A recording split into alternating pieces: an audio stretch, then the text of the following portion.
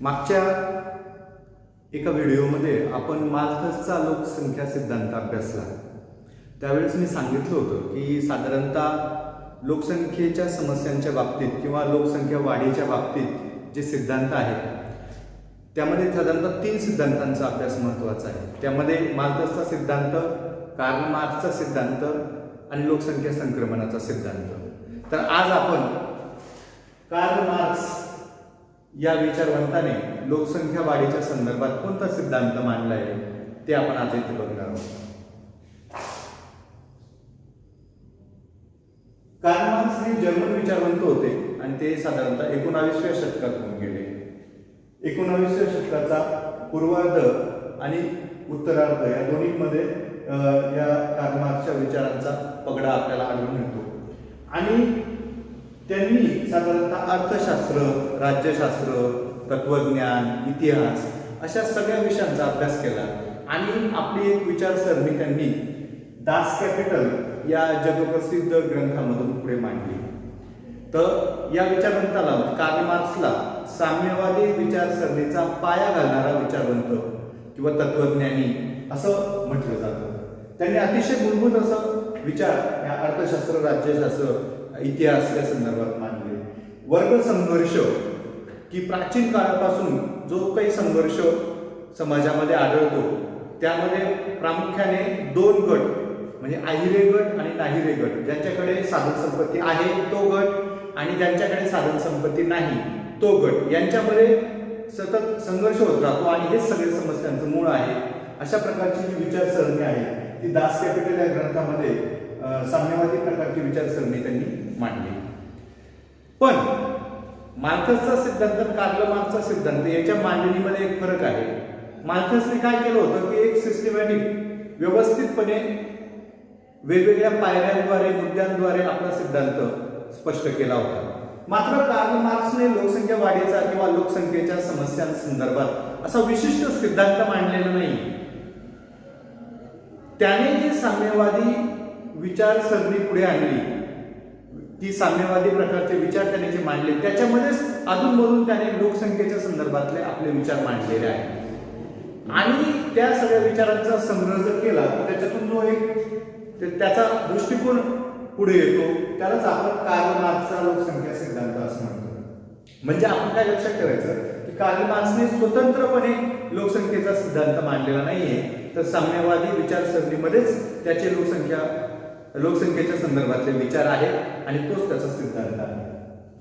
Carl मार्क्सने माल्थसच्या सिद्धांतावर टीका केली. माल्थस काय म्हणतो की अन्नधान्य उत्पादन हळूहळू वाढते आणि लोकसंख्या वेगाने वाढते आणि त्याच्यामुळे वेगवेगळ्या समस्या तयार होतात, लोकसंख्या वाढीच्या समस्या तयार होतात.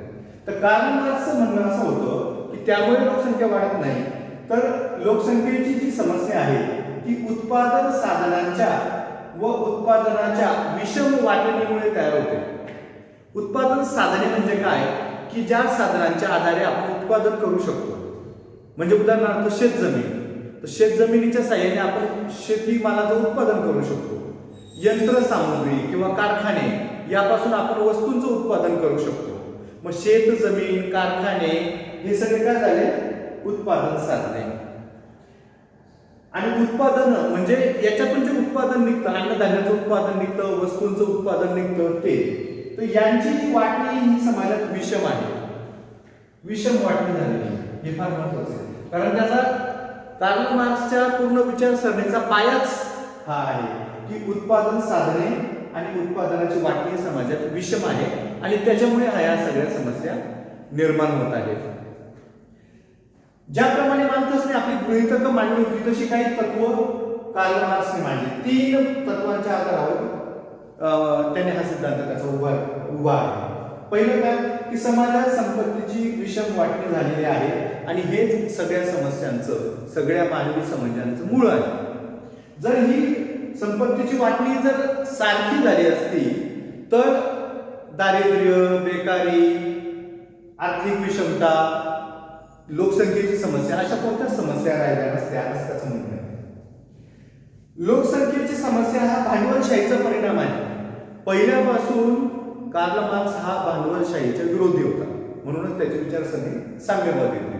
त्याला काय वाटायचं की उत्पादनाची जी सगळी साधनं आहेत, उदाहरणार्थ शेतजमीन, यंत्रसामुग्री, कारखाने, हे सगळे पूर्ण समाजाच्या मालकीचे असावेत. कोणत्याही एका गटाचा त्याच्यावर त्याचं मालकी नसावी, त्याच्यावर वर्चस्व नसावं, त्याच्यामुळे प्रॉब्लेम तयार होतो. म्हणून लोकसंख्येची समस्या हे भांडवलशाहीचा परिणाम आहे. जशी जशी भांडवलशाही दृढ होत जाते तशी तशी लोकसंख्येची समस्या देखील तीव्र होत जाते. आणि शेवटचं तत्व त्याने जे मांडलं की जोपर्यंत भांडवलशाही टिकेल तोपर्यंत लोकसंख्येची समस्या तशीच राहील. म्हणजे त्याला याच्यातून काय सुचवायचं या तिसऱ्या तत्वातून की जेव्हा भांडवलशाही नष्ट होईल तेव्हाच लोकसंख्येची समस्या देखील नष्ट होईल. हे तीन तत्व पुन्हा एकदा महत्वाचे लक्षात घ्या की समाजात संपत्तीची विषम वाटणी, त्याच्यामुळे सगळ्या समस्या निर्माण झालेल्या आहेत. लोकसंख्येची समस्या ही भांडवलशाहीचा परिणाम आहे. आणि तिसरं तत्व म्हणजे जोपर्यंत भांडवलशाही जगात राहील तोपर्यंत लोकसंख्येची आणि इतर पण समस्या या कायम राहतील. अशा रीतीची मांडणी कार्ल मार्क्सने सुरुवातीला केलेली आहे.